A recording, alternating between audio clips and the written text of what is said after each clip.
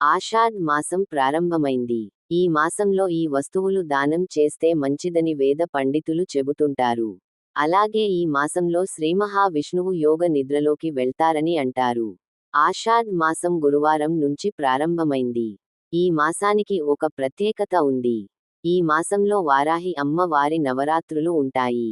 అలాగే వ్యాస పౌర్ణిమ, తొలి ఏకాదశ పర్వదినాలు సైతం ఈ మాసంలోనే వస్తాయి. అయితే ఈ మాసంలో తొలి రోజు శ్రీ మహావిష్ణువు యోగ నిద్రలోకి ప్రవేశిస్తారని వేద పండితులు చెబుతారు. ఈ మాసంలో కొన్ని వస్తువులను దానం చేస్తే పుణ్యం, శాంతితో పాటు అదృష్టం లభిస్తుందని అంటారు.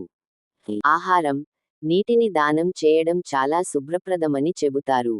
విష్ణువు, శ్రీమహాలక్ష్మికి నీరు చాలా ప్రియమైనదని పేర్కొంటారు. వీటిని పేదలకు దానం చేయడం వల్ల దేవుని అనుగ్రహం సంపూర్ణంగా లభిస్తుందంటారు. ఈ మాసంలో పాదరక్షలు దానం చేయడం వల్ల మంచి జరుగుతుంది. ముఖ్యంగా పేదలకు ఈ వస్తువులు ఇవ్వడం వల్ల వారు ఆర్థిక సమస్యల నుంచి బయటపడతారు. గొడుగు దానం.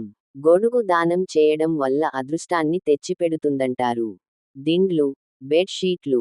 దిండ్లు, బెడ్షీట్లు దానం చేయడం శుభప్రదం. శ్రీమహావిష్ణువు నిద్రలో ఉన్న సమయంలో వీటిని అవసరమైన వారికి దానం చేయడం శుభప్రదం.